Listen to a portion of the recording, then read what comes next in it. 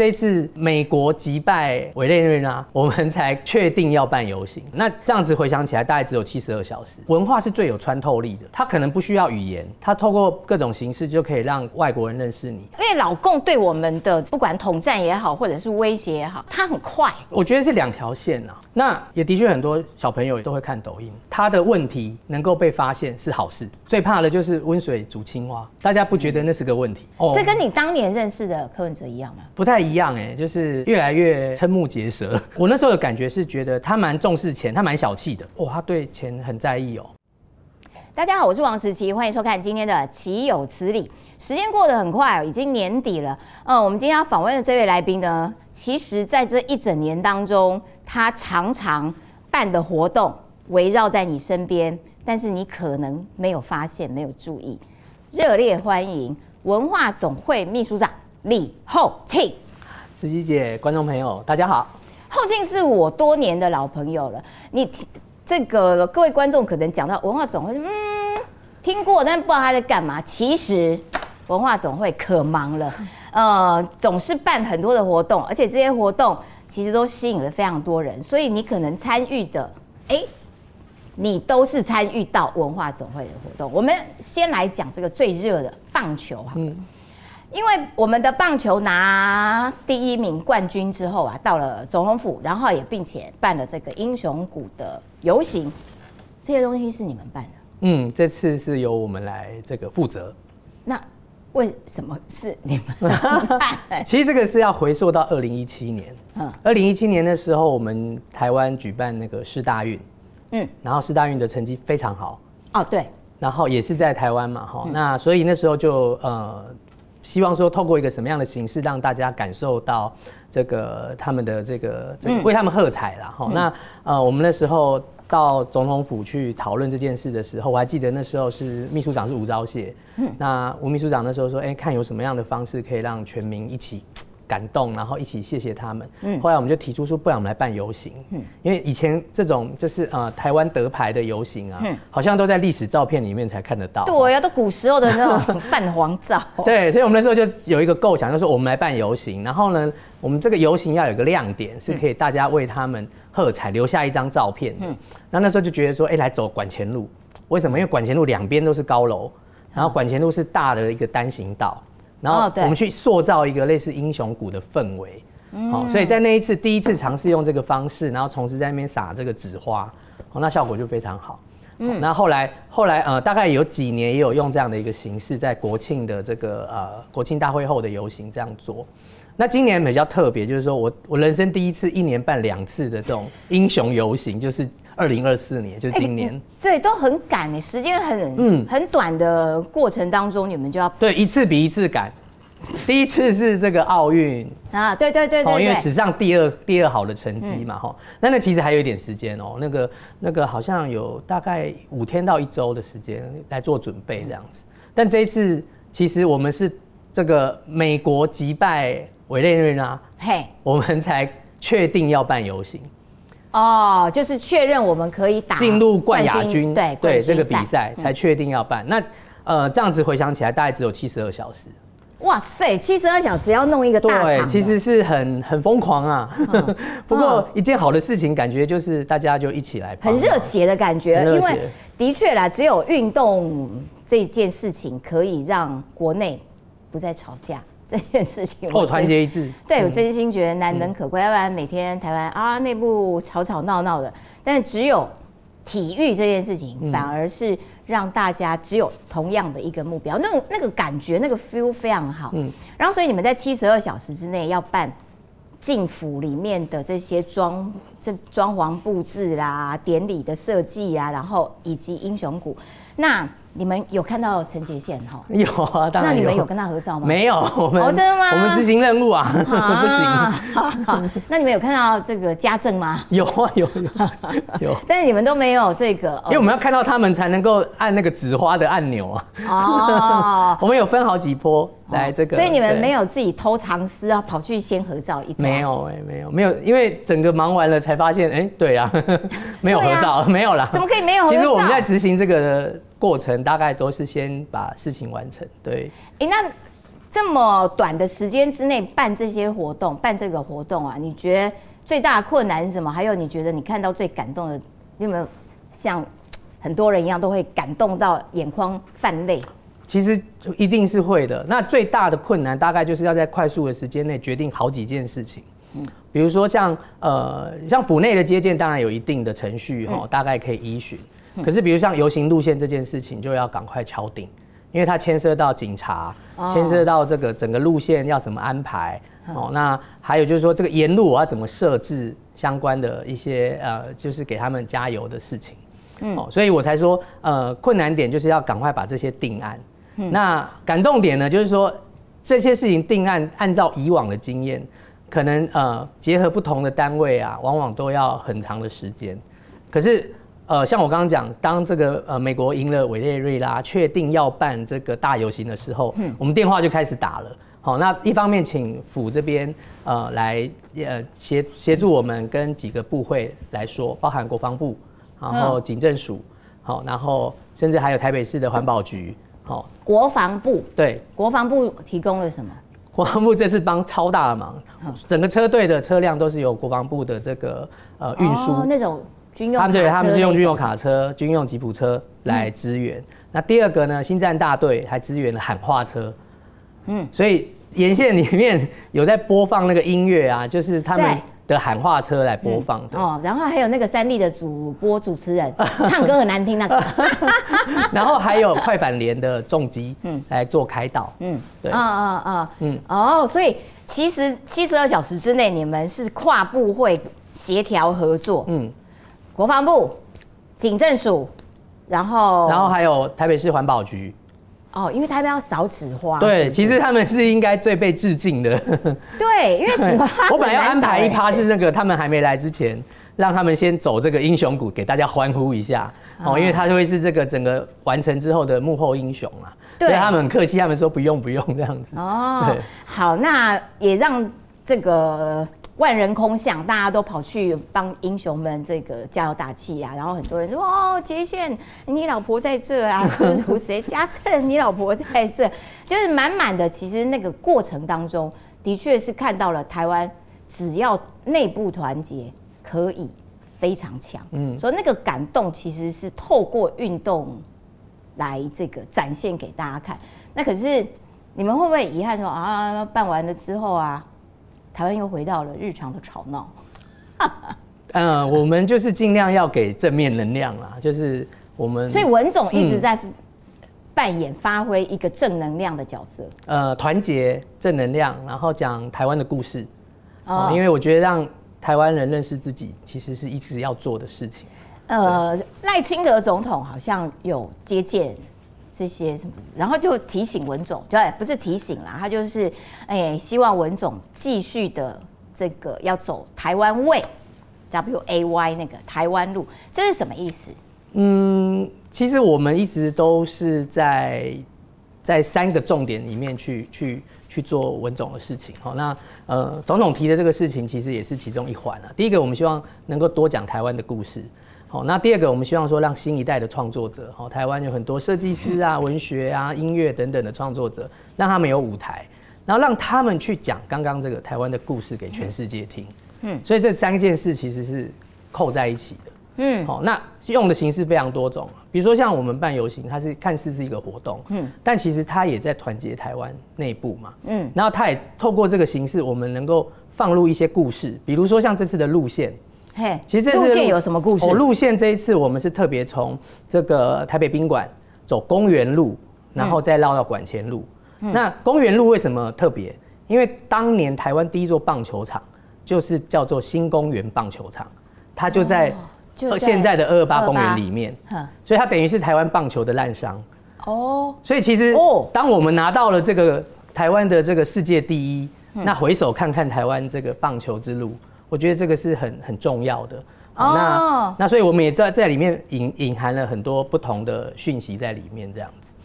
所以其实包括路线的设计都是有意义的，都是台湾的故事。是。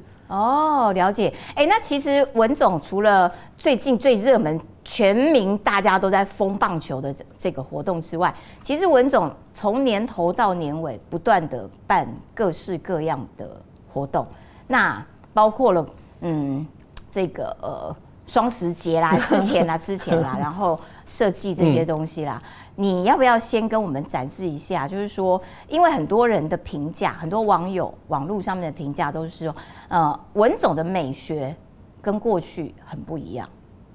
那你们有特别在设计这个领域里面强化、彰显台湾的这个意象吗？其实应该是说，我们从文总我2017年到文总服务，那2017年开始这一任的这个文总就希望能够结合更多所谓台湾的创造力。好，那刚刚有提到新一代啊等等的，那其实可以看到每一年的这个新一代的设计展，有非常这个丰沛的能量，就可以看到这些年轻的一代用美学、用设计来投入他的这个未来想要从事的行业，所以我们认为说视觉这件事情是最快速能够传达讯息的。那所以我们对美学的部分，我们希望扮演一个平台，然后让不同的设计师在我们不管刚刚石琪姐讲的活动啊，或者是我们自己有出版啊，或者是说各种的影像制作，都能够结合他们。好，所以我们其实这几年累积了非常多不同的合作，然后也看到台湾不同设计师的这种各式的风格，然后也看着他们从台湾很红到世界这样子。你桌上摆出来这些展示，因为其实除了双十节，然后譬如说520总统就任等等的，其实都会有这些很漂亮的这些设计，然后以及小物可是总是每一次都会有一些批评的声音在，譬如说，都没有看到国旗，很生气呢。那碰到这种批评的时候，你们是什么心情？我觉得这个就是有点口水了。为什么？因为其实像国家的这些重要的活动啊，比如说国庆啊这个部分，国旗其实一直都在，只是它有没有透过设计美学去做最好的呈现。那或许台湾有某一个时代，他认为的美学是红彤彤的，这个把它都充满在这个整个画面里。然后那个画面里还有一个马，对。但随着设计的这个导入啊，我觉得整个视觉的呈现，它反而不会是走过去那种老路啊。你们每次的设计都会公布设计师吗？会，因为我觉得这是很重要的。因为我们刚刚说我们扮演这个平台，其实要让大家看到的主角是这个设计师。因为这些设计师代表的不是他个人，是台湾的这个设计力、创造力。那这个当然背后有一些重点，就是说，台湾自由民主，所以才能够有丰富的创造力出来。这是孕育他们很重要的。那再来就是说，我们扮演这个平台，让他们展现，也可以让大家看到他们的才华。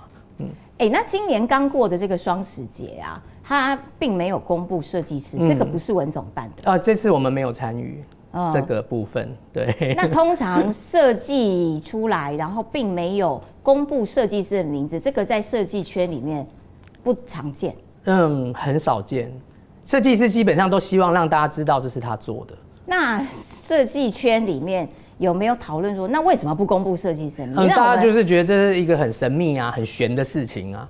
就是说，一方面是为什么没有公布，一方面是为什么设计师不愿意透露这是他不愿意抛头露面，对，所以设计师显然不是很想要让大家透过这次的设计认识他。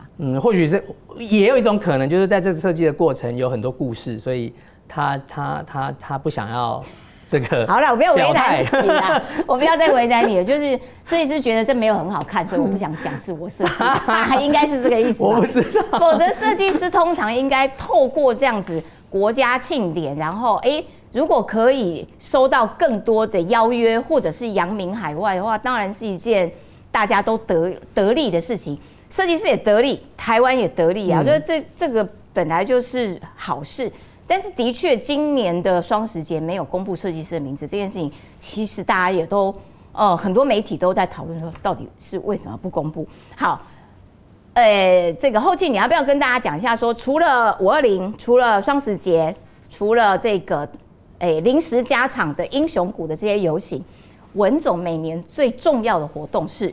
每年最重要的活动，对，哦，应该是说，其实一年四季啊，都有一些重点的活动啊。哦，所以你们每一季，我们几乎每一季都有哦。我们也快要变每个月了啦。对，反正一个故事结束就是另一个故事的开始。哦，所以刚刚讲到大游行办完，其实我们接着又要出大游行，这次这个冠军的专刊。好，那棒球专刊。对，因为我们有一本杂志叫《新活水》，新活水，对，那新活水办得非常好。对，那过去有一本叫做《听棒球》，这个是有拿过这个金鼎奖的。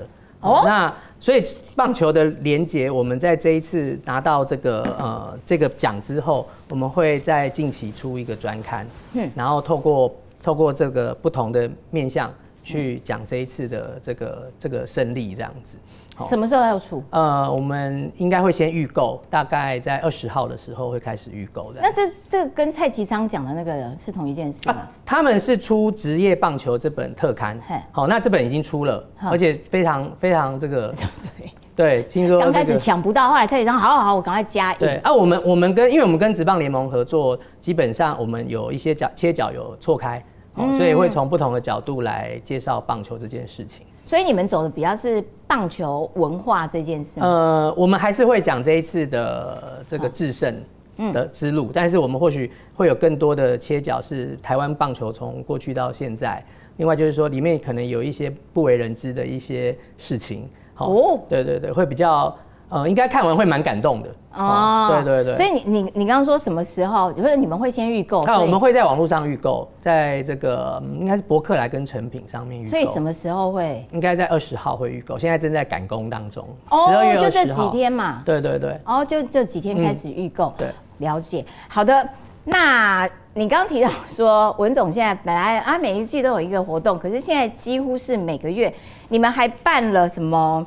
城南有意思啊，城南有意思是春天，然后像今年夏天是夏天是什么？夏天是总统府音乐会，叫自由之力，在两厅院广场，那是为了为奥运选手加油。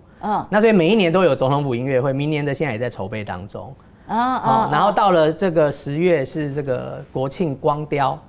就是说虽然今年没有参与国庆的一些活动设计，但是因为总统府在这几年都有光雕，对，我们也透过总统府这个建筑的载体去讲台湾的故事，在每一年国庆光雕，国庆的时候来做这个光雕。像今年就是讲这个漫画，从当年台湾第一本这个叶宏甲的这个诸葛四郎，一路讲到现在，台湾已经有非常多的漫画家，甚至拿到国外的奖项，将他们的作品 IP 呈现在总统府上面这样子。这是10月。那11月我们在万华有办一个这个结合地方信仰的万华大闹乐，这个是结合青山宫的这个祭典，然后我们把音乐跟市集带进去，这是11月。那12月就是刚刚讲的大游行。那紧接着呢，除了刚刚要出这个特刊，我们我们现在也正在跟那个职棒联盟筹备一个展览。那这个部分职棒联盟筹备展览，对，有一个成功冠军之路的展览，对。那个他们已经打出来的那个全垒打球，就是这一次有一些很经典的一些展品会呈现，但不过细节要让他们公布这样子。了解。然后再来是再来1月是我们的重头戏，因为我们在这2年开始策划了一个叫做VR 我们的除夕夜，在除夕夜我们透过这个制作，让大家可以在电视上看这个除夕夜的节目。你提到 VR 这件事情，我一直想要问，就是说，为什么一开始我会想要做这样子的我们的除夕夜这件事情？因为呢，通常除夕夜大家在家里面吃饱饭有点无聊，然后呢，很多人啊不是当初啦，很多人就会这个看春晚，因为中国的除夕夜的这些表演活动啊，哇，他们宣传的也还蛮用力的，所以我们的除夕夜的这个举办，其实某种程度是为了要抗衡春晚嘛？我觉得不是抗衡应该是说其实在2-3年前啊，我们开始去讨论一件事情，就是说全世界很多国家在这个不管是西元的这个跨年夜，或者是农历的这个除夕，其实都是回顾过去一年一个很重要的时间点。好，那比如说像日本有红白歌合战，对，然后像英国，他们有时候会有这种跨年音乐会，他们可能就用你最爱的古典音乐，来做跨年。好，那当然台湾也有跨年晚会，好，那中国有春晚，好，那我们其实大部分就是综艺节目的豪华版，好，我们有去看一下收视率，就是说过去几年，那通常前一两个都是一些老牌的这个综艺节目，或者是一些歌唱节目。但到了这个排名第3之后呢，就很乱了哈。就是我记得有一年呢，这个收视率第3名是这个某某台的这个电影台，他播《当男人恋爱时》啊，所以其实除夕是没有什么选择，就是，但是其实除夕又不能乱跑，因为不是不能乱跑，大家就是聚在家里嘛，对，你没有百货公司可以逛，你也没有电影院，不像西元的跨年，所以我们一直在想说，当全家都聚在家里，那吃完年夜饭，如果只是大眼瞪小眼，应该容易吵架，打麻将，或者是年轻一点的可能就滑手机、玩手游。好，那其实有点可惜哈。那所以我们希望说，我们透过一个大概4个小时，今年延长到5小时，明年延长到5小时的一个节目，5小时大制作。做节目其实很复杂很复杂，非常复杂。所以你们要做到5小时的节目。我们之前已经做2次了，是4个小时。那我们希望明年是陪着大家一起围炉。就大家一起吃饭，所以吃饭大概7点嘛，所以我们希望从7点就一路到12点的节目，开这个节目，然后跟大家一起跨越新的一年，这样就跨到新的一年，陪着大家一起过年。对，然后里面很多台湾味吗？对，这个就是重点了，就是节目是载体嘛，那我们希望说在这个节目里面能够做什么？第一个当然还是文总的使命嘛，希望讲台湾的故事，但是他透过的可能是透过歌唱、透过演出、透过跨界的结合去讲。那第二个呢，可以回顾这一年嘛，这一年有没有让你开心的事情？比如说像我刚刚讲的，不管是这个奥运啊或什么，我们也可能会把这元素放在这个节目里面。那再来呢是展望未来，就是说新的一年即将来临，那能不能透过文化、透过表演、透过这些节目的呈现，去让大家有所期待？那我们大概会把这个东西，我们把它 cooking， 然后做出，我们今年会有明年会制作11段节目，那11段节目就会有11个主题来做这件事情。所以你们要先把这11个主题全部都先设计好，我们会先设定好了之后，然后去找卡司，找不管是歌手啊，或者是这个表演团体啊，甚至也会结合一些新一代的学生来加入这样子。那工程浩大，因为我去年有看，就是的确参与的人啦等等的这些东西，我个人觉得能做一个这么长时间，然后这么丰富的东西，的确在执行面上面是一件很艰难的事情。你要不要先透露、先剧透一下？就是说你们设计的11段，然后有哪一些包进去的台湾的故事？我们今年这11段里面。现在设计的这11段节目里面，大概有几个已经陆续可以公布了啦。那其实刚刚司机也讲的，就是说这个很大的工程呢，它能够完成，或是它能够往前推进，其实我也觉得在凸显说台湾有很多人才。我们不用假手外国的这些制作团队，台湾制作团队就很强了。因为这幕后有很多硬体、软体，还有节目的沟通，还有节目的设计，甚至连那个后面的动画。那个都是设计的一环，所以我的意思是说，我们去做这个节目，其实也在让大家知道说，台湾人才济济，然后已经可以做出国际级的水准。那这次的设计有几个部分可以透露。第一个就是说，去年有一个非常夯的这个桥段是叫做这个歌厅秀。那以前想到歌厅秀，就好像是这个那个老一辈人的这个古时候的人，对蓝宝石大歌厅，对。但是我们把它包装的也非常有趣，然后非常现代，所以其实我们就是一个世代的对话。所以很多人看完之后，听说在这个看的过程当中，爸爸妈妈就会跟小朋友说，这个就是我们当年的 Live House， 我们就是会来看这些演出。那因为里面的设计也非常有趣，所以我们会再次有这个重现这个歌厅秀的一个一个桥段。好，那会邀请到包含像邵大伦还有王彩华来主持这一小段。因为我很喜欢王彩华，她蛮可爱的。然后这次会有这个也是所谓这个歌后级的哈，比如说像那个我看一下张秀清跟蔡秋凤2大天后会一起同台在这个歌厅秀的桥段。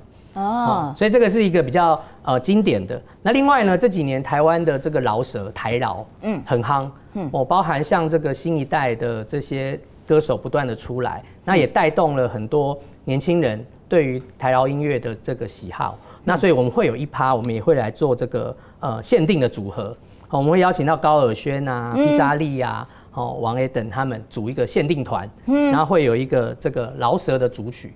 那这个是年轻人应该会非常非常喜爱的。那另外就是不知道有没有印象，就是这1、2年，我们有看到那个倪菲雅，对，那变装皇后的这样的一个形式。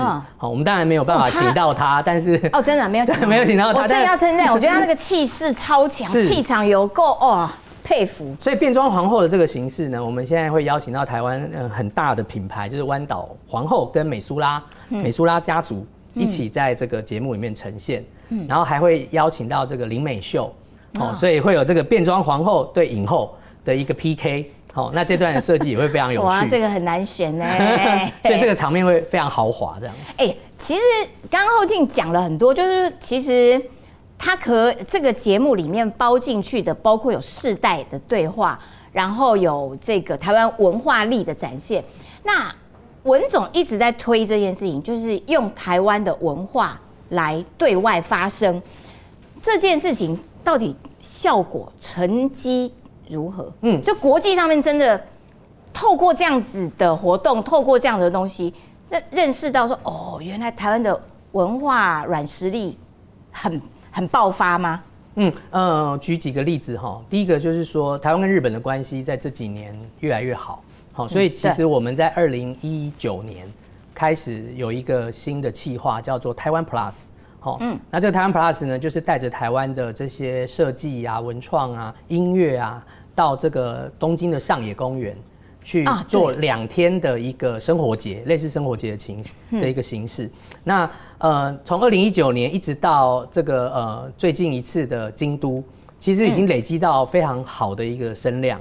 那像最后一次在上野公园是2023年，已经有将近22万人来到现场，然后去感受台湾的魅力。那这个也变成日本最有指标性的台湾季的一个活动。那甚至在明年，我们都还有一个新的企划，也会前进到日本去。所以台湾 Plus 这个品牌，刚刚问到，就是说我们把台湾的这样的一个故事、一个内容，让世界知道。在这个日本这一块，看起来是有成绩。那我们也有一些不同的这个形式在对外，比如说像去年那个因为乌克兰战争爆发，那其实有很多难民分属在不同的国家避难这样子。那去年因为刚好是这个匈牙利布达佩斯的100年的一个庆典，所以那个当地的这个大使，我们驻匈牙利的大使刘世忠大使，他就说，那我们是不是透过文化力量，然后来到匈牙利？为什么来到匈牙利？因为匈牙利收留了非常多的难民，对，将近有70万，那其中很多都小孩。所以我们怎么样透过文化的方式去慰藉他们暂时没办法回家，然后遇到这个战乱，所以我们就带着纸风车剧团前进这个匈牙利的布达佩斯，然后来演这个哪吒这部戏给他们看。看得懂吗？看得懂，外国人，外国小朋友看得懂，对，而且还马上去绑那个哪吒的那个头。因为我们当然也设计很多桥段，让他们去理解这个故事是什么。那当然选择这故事也是有原因的，就是说这个故事其实在讲，就是说你不畏艰难，遇到挑战，然后你要有自信，然后去克服困难，让这些小朋友就是说他们现在遇到这样的处境，但是其实不要害怕，要用勇气去面对这样子。对，那个反应是非常好的。中间还有几个快闪，其实都在布达佩斯的几个景点吸引非常多人的这个注目，这样子。所以也有这种快闪式的这种宣传这样子。哦，所以其实不只是跟日本的关系好，其实也透过这样子到了欧洲，也去了美国，对，美国纽约是不是？美国我们去那个华府。哦，华府。对，因为什么去华府？因为刚好台湾跟美国的关系，那个台湾形象展，就是外贸协会的台湾形象展，可以在这个华府举办。好，那台湾形象展其实是一个商展。对，所以其实文总会透过这种活动，然后顺便一起合力协办，然后变成另外一个宣传台湾文化的机会。对，这当然也是因为当时这个外贸协会董事长黄志芳，他觉得说除了商展以外，是不是也把台湾的文化借这个机会给大家知道，所以就找我们合作做一个展中展。也就是旁边都在卖产业啦，卖台湾的厉害的东西。他可能留个一定的空间。我不卖产业，我卖的是台湾，我没有卖，我是让大家认识台湾文化。所以美国的那一次，我们把2个神将带去，非常的吸睛。那所以嘞，吸引很多人啊！就是大家除了谈生意以外，也顺便来看我们的摊位。那我们的摊位有很多的不同的展示，然后让他们去体验，让他们去认识。那或许对于台湾的刻板印象就会慢慢有新的认识，这种是文化输出一个很重要的这个，让大家认识台湾，然后也惊讶说原来台湾有那么多创造力。所以之前过去台湾比较多的是我们美国的好莱坞文化，日本的日剧的文化，然后韩国是政府带头，然后让韩流这样子席卷等等的。现在我们可以反攻了吗？当然文总力量还是有限呐，我们整个文总也才不过30个人那你们才30个人？对，我们想说总会很大没有，我们只有30个人，对，含楼下的管理员贝贝这样，对，但是我们去结合不同的单位来做这些事情，它或许就可以让更多的人看到说，这是一个形式。那希望有更多的力量，也可以透过这个形式去宣传。因为我觉得，讲外交这件事好了，台湾很需要在外交这件事情不断的扩大嘛。对。那文化是最有穿透力的。对。它可能不需要语言，它透过各种形式就可以让外国人认识你。那我也认为说，外交也不再是传统的那种，只能透过外交官、外交人员。其实公众外交更有力量。每个人其实都是可以宣传，比如说像我们这几年邀请这个日本的这个高校生来，就是那个菊高校东京菊高校，还有那个阿邦格鲁蒂，对，那高校生来台湾演出，其实他也跟台湾的高中生互相的交流。那我后来发现他们都彼此加 IG， 所以虽然他们来台湾5、6天，其实他们已经认识第一个外国朋友了，所以我知道后来他们彼此。比如说，他们有再来台湾，或者是台湾这边的学生有去日本找他们，所以他们就变成一个台湾的外交力量了。小外交官，谁知道他们以后小尖兵长大之后，他们有不同的职业，那或许在对台湾这件事情上可以帮助什么，不知道。但是这种是一个种子了解。那对我再补充一下，就对日本人来讲，日本的学生来讲，他们其实很少出国，所以他们几乎是日本学生很少出国，他们是第一次来台湾才办护照。我们记得那个有80%都是没有护照的。所以他们第一次出国就认识了台湾，那想必对台湾会有非常深刻的印象。然后加上我们给他们的不只是喂超过3公斤的那个食物，还有很多的回忆，我觉得这是很重要的。的确，就是如果第一次出国的地点是台湾，那真的一辈子都可以跟大家这个讲这个当年的这个经验当年勇等等。好，所以我们讲到说文化力输出其实跟外交也有关系，然后透过这些撒网式的这些小种子散出去，让大家更能知道台湾。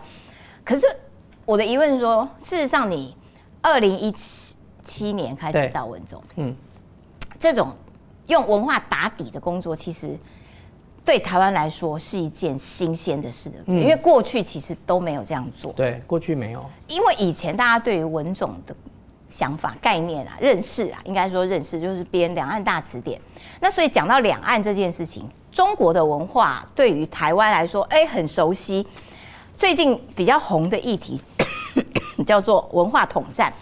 关于这个部分呢，你有什么样子的看法吗？就是说，中国的文化透过这样子的方式，来洗台湾人的脑。那我们没有任何反制的方式吗？我们可以反制回去啊，反统回去，用台湾文化洗他们的脑呢？文化总会有没有这样的？其实文化总会当年的成立，它那时候叫做中华文化复兴运动推行委员会。好长哦。对，我每次都要背得很清楚。它其实就是因为那时候中国发生文化大革命，所以那时候才蒋介石总统就成立了一个这样的一个组织啊。所以其实就是用文化，就是要保护文化这件事情。他那时候的初衷是这样。好，那文化总会其实历经了好几任的总统，然后这个虽然名字一直有一点调整这样子，但是没有改变的就是说对于文化这件事情的连结嘛。那刚刚讲到以前好像文化总会没有这么的活跃，因为每个人总统他想要做的角度或者是他想要推的不太一样。那我们在2017年来之后，其实那时候小英总统很忙，他也没有告诉我们要该做什么。所以这几年其实就是文总的团队脑力激荡，然后去想出来的很多事情。那回到刚刚讲的这件事情，就是说统战两个字就是统一战线嘛。对，就是对方想要把你拉过来变统一战线。好，那我觉得这里面其实是有几件事情，就是说，因为不论是统战，或者是像现在常常所谓的认知作战，这几件事情其实都会串在一起。那当然错假讯息啊，或者是认知作战这事情，现在都有专业的单位在负责。好，那文总比较要做的，应该是说，我们要怎么样建立我们自己的自信，跟我们自己是什么。也就是说，台湾人的台湾。台湾人台湾这句话，其实在100年前，当时的那个前辈就文化的前辈就已经讲这句话，所以我们要文总其实要做的是台湾的主体性，要把它建立起来。那透过各种形式，因为当它建立起来之后，就没有所谓台湾文化主体性。对，主体性。那有这个主体性，其实它虽然可以一直统战你，但你就有自己的判断、自己的识别，然后你就能够去试读很多事情。那我觉得这个对文总来讲反而是可以做的事。所以我们刚刚讲了好几个不同的活动啊，出版影像，其实我们一直在做的就是让大家认识自己，然后呢建立自己的自信。我记得我小的时候啊，我那时候的课本就是会写说我们要做个堂堂正正的中国人。没错。好，那我后来这几年去台南的台湾历史博物馆，刚好有一个教科书展，我就去翻，那我就发现说，刚好我那时候的小学那5年，就非常强调我们要做个堂堂正正的中国人这件事情。所以这个世代其实那时候就是被那时候的政治环境被教育成这样。好，那现在台湾人不断的去强调自己的主体性，其实文化总会不管透过什么样的形式，要做的就是回归到一个这块土地上到底带来的是什么。我们不再是去背说什么黄河有多长，长江有多长。我们要了解自己啊，从广州到北京要搭什么铁路？对，那还不如去了解说搭飞机就好了啦。是啊，还不如去了解说为什么当初从淡水到万华到三峡会有一条路是专门这个有商港的，这个淡水河是怎么来的？我觉得这是台湾人反而应该是要先了解的。可是文化就是比较需要时间，是这种打底的工作要多久呢？这个因为老共对我们的这个不管统战也好，或者是威胁也好，他很快，对，他的速度压迫感很强，所以时间看起来并不站在我们这啊。我觉得是2条线啦，一个当然教育很重要，好，所以现在的教育它因为有不同的，它可以更多元，所以我看有不同的教科书其实都可以在做这样的事情。好，那当然你刚刚讲的这个就比较长，那但是有一个优势就是说，新一代的年轻人他是很渴望了解台湾的故事，这是我们有感受到的。对，真的吗？以刚刚我们讲出的那本杂志叫《新活水》，嘿，现在是大学生最夯的刊物。那我们每一期都在讲台湾的各种文化现象什么的，我们每次都前1、2名哦。我知道新活水办得非常好，内容很棒，所以它的主要的读者群是大学生。那也因为他们很喜欢这个刊物，我们后来还办了营队，叫活水营，几乎是只要一开队就秒杀。真的。然后我们这2年呢，就进而的我们就招募校园大使，让他们来到文总认识文总，甚至在学校让更多同学知道文总。那一样啊，我们每一个学期招募25名，来报名的将近超过200人，而且他们报名不是中签率1/10呢，很低啊。而且他们报名不是写报名表啊，他们是要有 proposal， 要有什么？为什么我可以？为什么要选我这样子？还有面试。所以我一直说，新一代的这个渴望认识台湾的是很旺盛的哦，所以我觉得这个是很好的事情。哦，台湾有救了，对，真的。那第二个呢，就是说，为什么一直要把那些设计创作的东西，让他们有更多舞台？然后把它们结合在一起，因为你会发现影视音的力量是非常强的。比如说像韩国一部什么剧，对，它就可能改变全世界对韩国的观感。那台湾这几年其实影视一直在想办法更有那个，而且现在的台湾的影视音，甚至讲漫画好了，它都在讲台湾的故事，它都在让大家认识台湾自己你所不知道的，从各种切角。所以我们文总反而是要去 push， 或者是去催生，或者是去搭建这样的平台，让他们有更多机会这样子。哦，所以其实反而是我自己没有注意到这一块，譬如说漫画啊这些东西，其实现在的流行的这个主轴其实就是台湾文化，台湾的故事，应该这样讲。哦，好，那你刚刚特别提到说我们的除夕夜这件事情啊，哈，因为有台饶舌歌，所以有要请闽南郎嘛，他是专门唱饶舌的那个福建界有没有？现在很夯，对，哦，真的哈，他做的歌都还蛮夯的啊，什么越来越好玩之类的。有我看到那个网络上的影片。对啊，其实台饶这件事情就是说，不管是他的创作啦，或者是我们现在已经教的卡司啦，我们已经在排那个内容了，可能来不及请他了。我想说，刚好啊，我们的除夕夜如果请他的话，就给他反捅回去。但是为什么我们就要抓住台饶这件事情？因为台饶以前可能是有一点类似次文化。就是因为大人会觉得说，到底在念经吗？还是在干嘛？对，到底在讲什么？老人家都不喜欢，但年轻人超爱。那台饶这件事情呢，其实为什么我们希望让它变成一个台湾的特色，就是因为台湾可以做饶舌的精神是什么？就是批判，或者是说挑战不可能，或者是说去展现自我。那这个东西在中国是有很多限制的，他的言论不自由嘛，所以他的很多题材不能讲。所以这是在华人世界我们是有优势的。我们的作品是能够穿透到很多国家，只要是有华人的地方。那所以说我们希望来推这件事情，让这个台饶的这些创作者有更多的机会。那当然，刚刚提到的，不管是那个闽南郎的创作，或者是你看他是有关政治的嘛，那但也有关文化的啊。比如说像我们去年的这个 VR，就有邀请到这个叫做桃子 A1J。那他是谁呢？他是一个，就是他妈妈是越南人，他是在台湾的这个，他等于新著名的2代，他就用越南语创作他的饶舌歌曲，然后也夹杂，也有加上这个华语一起在里面。那这就是我们族群的认识一个很好的方式。对，这很重要，因为现在蛮多新住民，然后他们这个变成新台湾之子的这个后代。好，那去年的收视率好吗？去年收视率几乎是超越第一年的1倍。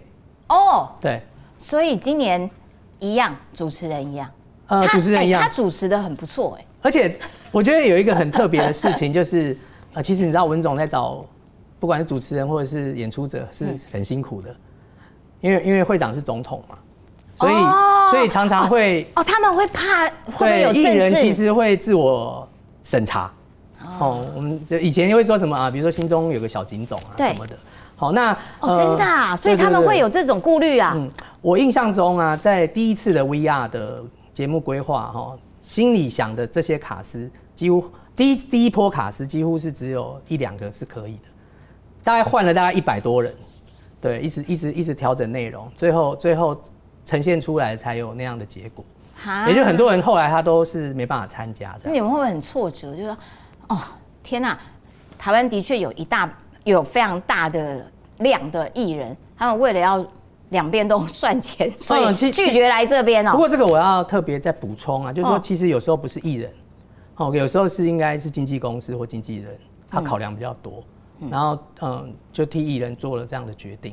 好，那所以到了经纪公司或经纪人，他当然有更大的这个嘛思考嘛，我们也没办法去。所以你们其实碰到蛮多困难。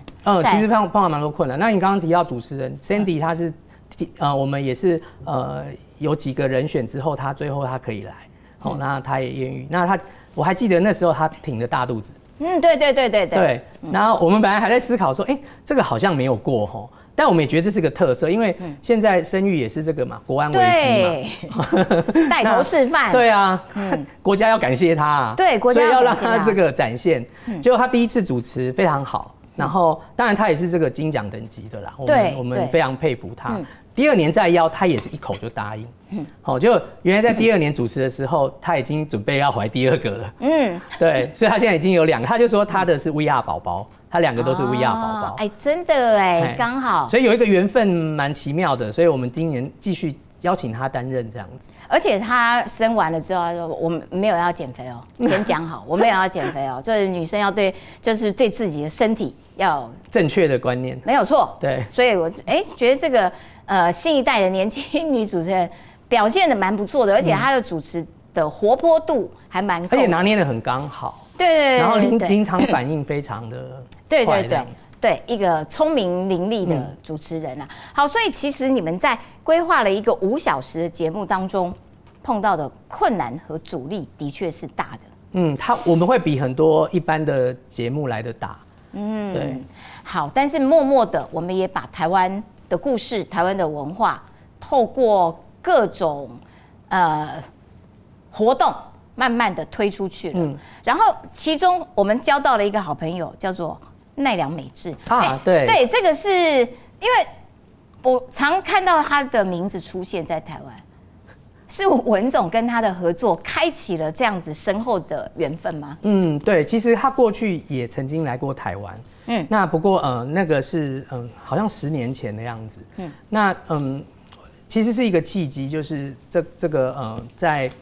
我们在疫情期间，台湾赠送口罩给这个日本嘛，然后日本跟台湾，日本也有疫苗来帮助台湾，所以这样子一个互动，让奈良美智在他的这个那个 X 上面，去感谢蔡总统，好，那蔡总统也在上面有一个回应，然后也欢迎他有空来台湾走走，他就再次回应说，也希望去台湾，然后甚至如果有机会，说不定可以来台湾办展览这样子，然后我们就抓到了，没有啦，抓到了，你说的没有啦，我们就赶快写一封信给他，然后跟他说，文化总会的会长就是总统，那很谢谢奈良美智先生，那我们刚好。2021年呢是3·11地震10周年所以文化总会跟日本交流，日本在台湾的交流协会，其实就要合办一个10周年的一个系列活动。那我们就用这样的一个角度去问他愿不愿意来台湾，然后来办一个展览，用这个台日友情的一个角度。那他其实想了一下就答应了。后来我们才知道说，原来他是因为他在地震期间他是东北嘛，日本东北那边的人，他是受创。对，其实对他的影响蛮大的，所以他很谢谢台湾那时候帮助日本。对他那时候甚至他的陶作，这奈良美智以为是只有画画，其实没有，他还有陶的作品。那陶的作品其实就是他那时候因为地震，他有受到一些心理的冲击，他开始透过捏陶去调试自己。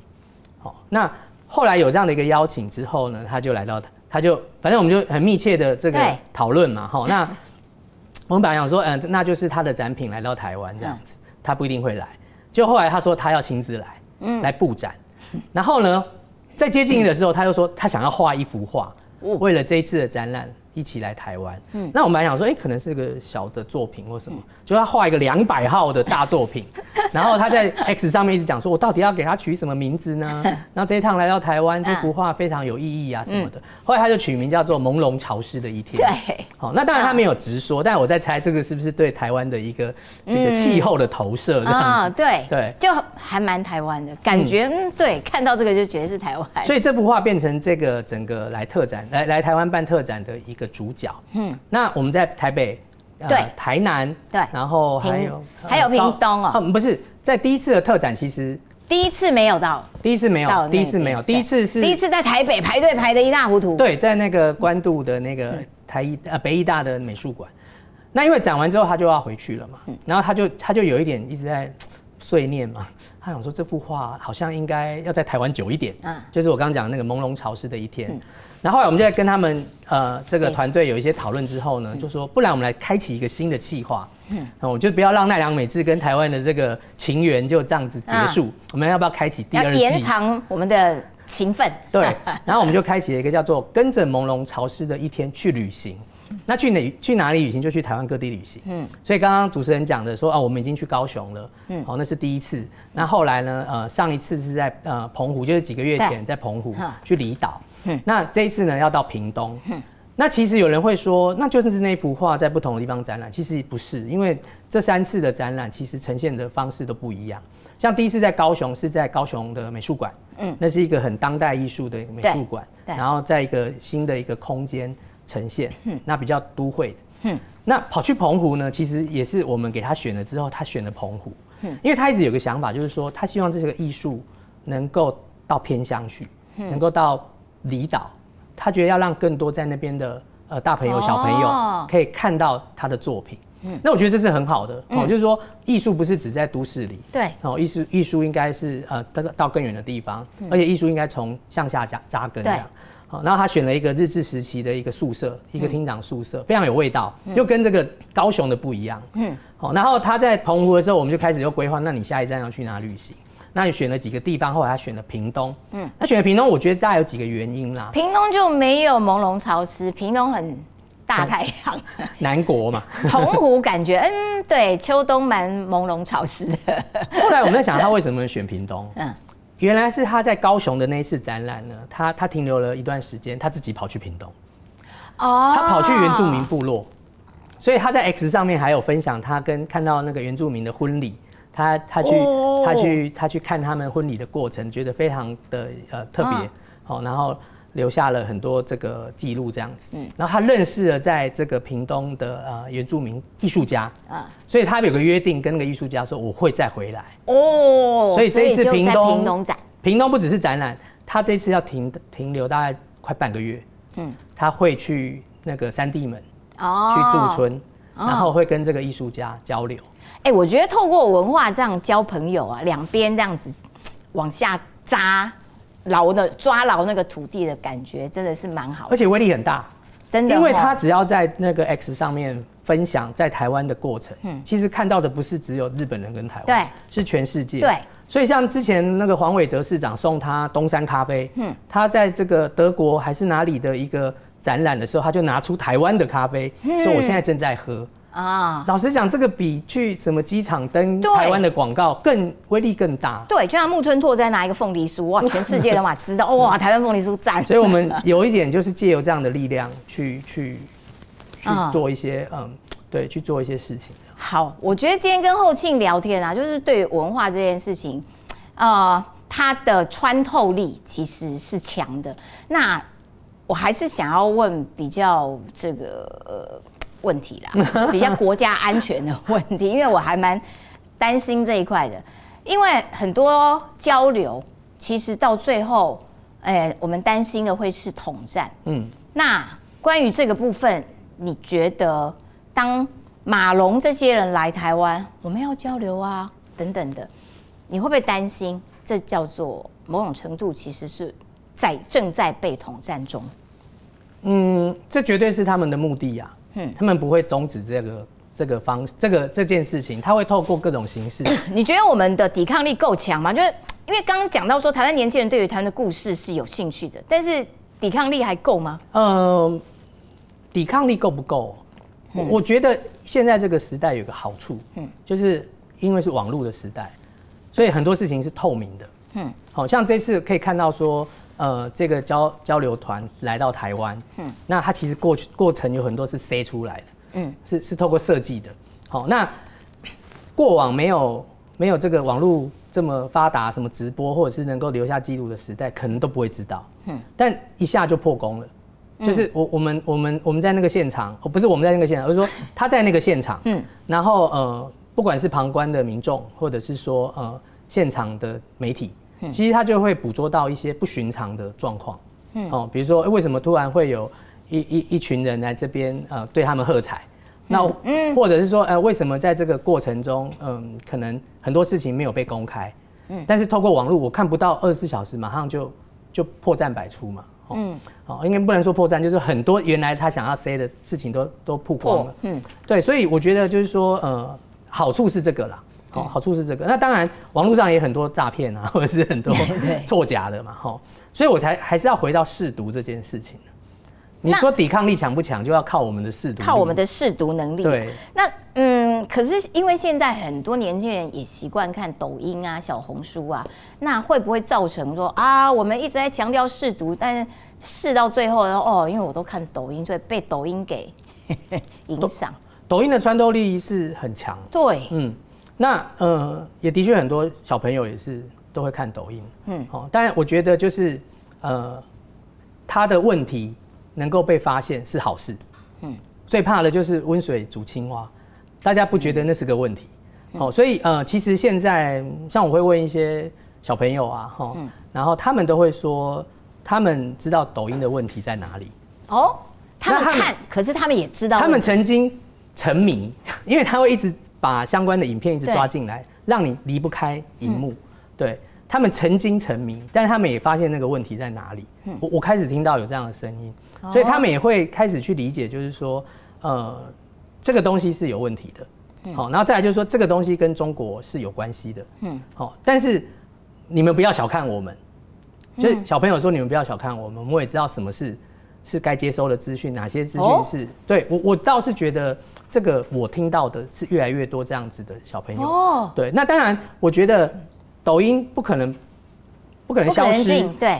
那抖音的形式，它的确是现在这个时代比较快速的方式，就是这种所谓短的影音。所以我们能够有更多短的影音去造成流行，造成什么？这是我们在正面应该做的。所以像那个台湾熊用啊，听说现在已经也是变成神曲啦。对，还有那个什么 Energy 的那个16吨，对，那个星期五晚上啊，这不就是我们自己创作出来的嘛？所以我为什么说我们应该要给这些创作者更多的舞台？当他们能够创作出更多的东西，属于台湾自己的东西，自然就不用再去听所谓什么抖音的神曲啊什么的。对，所以搞不好我们以后就称霸抖音。所以我还是觉得文化力量最红的，怎么滑都是台湾的，是有可能啊，是有可能。反而是，或者是说，当然抖音它有那个管制嘛，它有一些资讯它不会出现在里面。那当红的东西它没有了，它因为管制这些言论没有了，反而会让更多人就不想再用它了。会发现原来这个是经过筛选过的东西。对。我是比较站在一个正面，然后要去用更多的，我们不要当北风，我们要当太阳，然后让更多的正面去消弭那些负面，这个是需要做的。因为很多网络上面说，哇，你看抖音在危害大家，根本就政府应该要拿出魄力把它禁掉。其实你不这么认为，就是其实应该用一种太阳的方式。其实现在的小朋友、年轻人是越来越多，因为台湾的岛屿是。能量很丰，我说创作能量是丰沛的，我们有没有给他们机会而已。好，最后几分钟的时间啦，因为我知道你2014年的时候，其实那个时候都一直在政治圈啊，当时也是这个协助柯文哲选上台北市长的一个很重要的文宣力量。如今10年的时间过去了，你有感到惊讶吗？这跟你当年认识的柯文哲一样吗？不太一样就是越来越瞠目结舌。以前你对他的认识，他是一个对于金钱 eager for 很渴望的人吗？我记得我2014年是7月进去那个竞选团队，然后我那时候负责就是文宣，好，那文宣会牵涉到很多要制作啊等等的啊，那我那时候的感觉是觉得他蛮重视钱，他蛮小气的，就是因为文宣势必会花一些经费，对，好，那他会觉得说有些用网络的散播就好了，或许不用再去制作这些东西什么。所以那时候我的感觉只是觉得说，他对钱很在意然后他很有些东西他都觉得能够不要做就不用做，不用花这个钱，对，对。所以我不知道这是一体的两面还是对，不晓得是不是因为很舍不得花钱，所以变很有钱的。对。好，但是这10年来的变化，你觉得有没有什么感触？其实那时候加入这个团队啊，基本上来自四面八方的人，然后那时候大家都有一个目的，就是希望台北市不要再让这个国民党执政太长久的时间，而且那一年是连胜文嘛，对，好，那所以大概就是这个目的，然后集结了各路人马，好，然后这些各路人马当然后来胜利了之后，有的进去市府，可是我现在想一想啊，那时候一时集合的这群人，好像后来都离开他身边了，所以会离开身边一定有原因嘛，照理说一个政治人物，老实讲，他如果是一个长久，然后他是一个有态度，或者是说他是一个真的他真的是个政治家，应该是会一直跟随着他，对，不管是跟随着他，或者是说在不同的角色上来当他的这个能量的扩散等等，可是会发现几乎都离开了，那这一定是中间有发生一些事情，跟原来的他不一样。他的确改变了，对，而且他改变了蛮大的。对，但是你以前因为帮他做文宣，所以他整个形象的包装是你的责任，我的责任。你要不要洗个门风？所以我现在努力把台湾的故事做好。对，好，今天非常感谢后庆来到我们的现场，讲的这个内容我觉得极重要，就是台湾自己的故事，台湾的文化主体性。透过这样子的文化渗透力，让全世界都知道台湾，而这样子的力道其实是强劲的，这个抓地力是强的，这件事情极重要。非常感谢后庆来到现场，谢谢，然后也顺便好好的宣传一下今年的除夕夜，记得打开电视看文总的《我们的除夕夜》，We Are。谢谢，下次见，拜拜。